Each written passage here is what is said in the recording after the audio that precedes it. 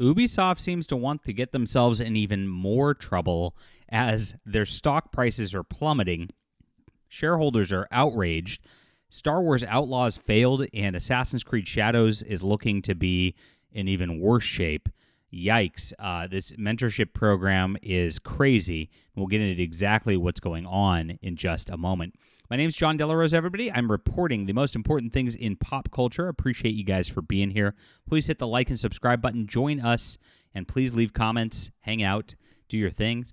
And I also create my own content. If you like quality entertainment, this is a wonderful graphic novel. To me, it's a replacement for Star Wars, and we have done a major success here with over $40,000. 3 days left to go to back this comic book. If you like comics and like sci-fi, you're going to love this. Back it in the description below. And it's a great way to support the channel, too, if you want to throw in there, too. Appreciate you all for being there.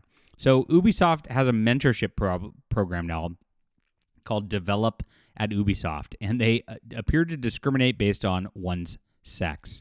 On the official Ubisoft website, the developer says, at Ubisoft, we want to build the most creative, diverse, and inclusive teams.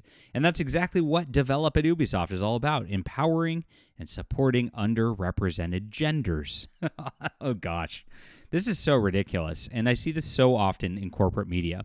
Ubisoft's been one of the worst companies in this regard. I've mentioned several times that we have insider employees who talk to us here, and they've told us it's so much worse than you can even imagine with their DEI agenda over there. They spend hours and hours a day just going over inclusivity, pronouns, things like that, rather than actually working on video games. And it's shown over the last few years. Their video games have plummeted in quality. It's been a complete disaster. And it's all because HR departments have run wild and employees are not focusing on creating entertainment for the fans anymore. It's pretty obvious. So it clearly states the program provides mentorship opportunities for women and non-binary individuals. Students or fresh graduates with less than 2 years of experience interested in video games to develop their skill set in game design and programming. We want to empower you to learn, grow, and become the best developer you can be. Yay. The program is open to candidates in the United States of America, which one would assume has to follow U.S. law and prohibits discrimination based on sex. Wow. Something Ubisoft is doing with the mentorship program. This is going on across everything. Hollywood, entertainment, the corporate worlds. They are preferring women, non-binaries, whatever that means, minorities. I guess if you're a man at this point, just say you identify as non-binary. I'm in California here, and so they often have these all-gender restrooms they've put in because they wanted to have intersex bathrooms put into whatever. What they end up doing is they remove the men's room, and there's always a woman's room and then an all-gender one. It's like they just completely discriminate against men. It's something that's happening across this nation, and it's being led from here, of course. It's crazy. And that's been done for some time. And these discriminations are illegal. I mean, these things do protect under the law. They don't just say, you can't discriminate against women. They say against all sexes. It is a thing. And so if that happens, these people can get in big trouble with this if somebody decides to sue. And I think it's only a matter of time before we start seeing these lawsuits happen all the way around. Lawfare is becoming way more common among conservatives out there who have been just treated as second-class citizens in a lot of different fields in the last 20 years or so. Of course, most famously, we have Gina Carano with help from Elon Musk's lawyers going at Disney, and I hope she just makes the rubble bounce over there because these companies really need to be told that they can't do this. They need that big slap in the face, and they deserve it. So here's their Develop at Ubisoft program, and it's right here. You can see it right there. The mentorship program is accessible to aspiring talents, including multiple countries, including Canada, China, France, Germany, India, Italy, Vietnam, and the USA. Join us at Develop Ubisoft and embark upon a transformative journey towards a more diverse and inclusive future for the gaming industry. Please clap, everybody. Absolutely out of control.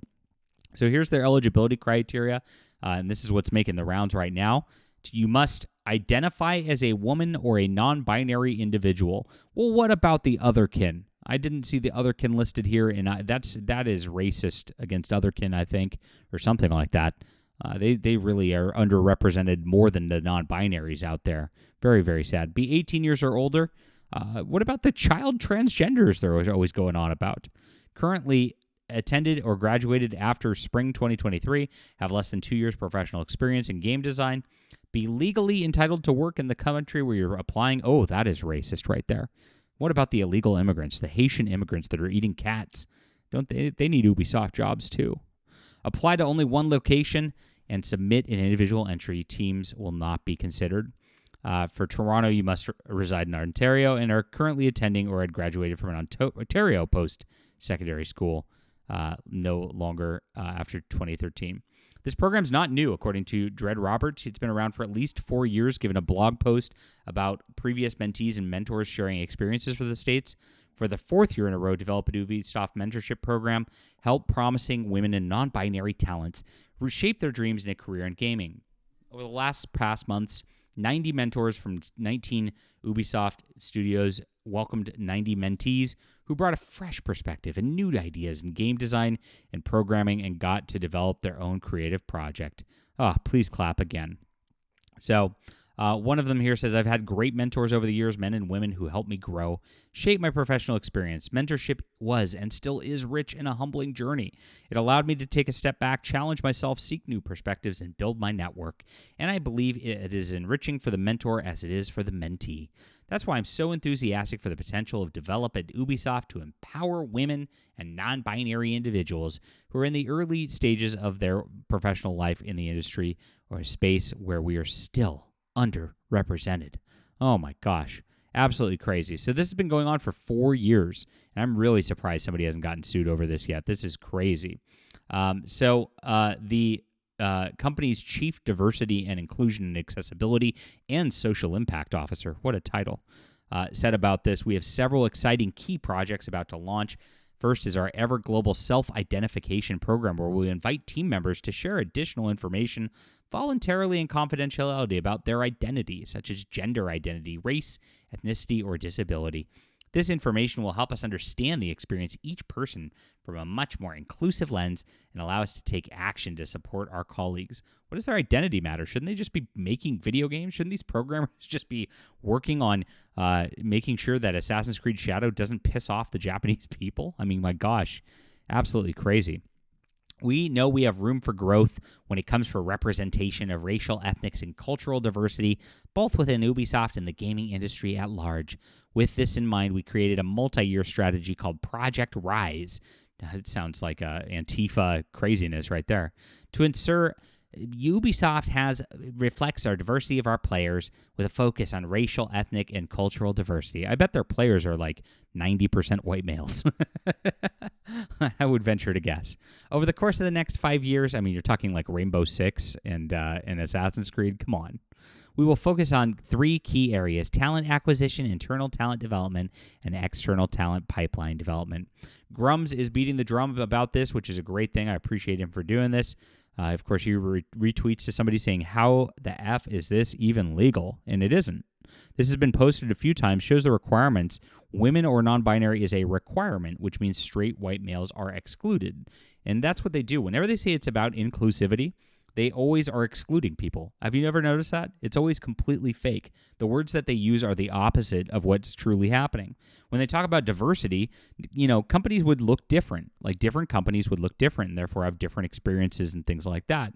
But they actually try to make everything look the same. They try to make it a monolith. It's the opposite of diversity even in that regard as well. They want everything to be controlled by like a girl boss black woman, and they want everybody under that to be a bunch of like gays and I don't know. I mean, it seems like they want it all to look like a Hollywood movie adventure party, which all are cookie cutter and look the same. Some of the comments on this are like, it's good then to identify as non-binary so I can just say it right. Do you think they'd fail the screening problem? And that's pretty interesting right there, because non-binary doesn't mean anything. So like, why wouldn't you? If you're a dude at this point, just say you're non-binary. I mean, there's nothing stopping you from doing that. And if they tell you that you're lying or you're not, I think you can sue them at that point for harassment, right? Isn't that how it goes?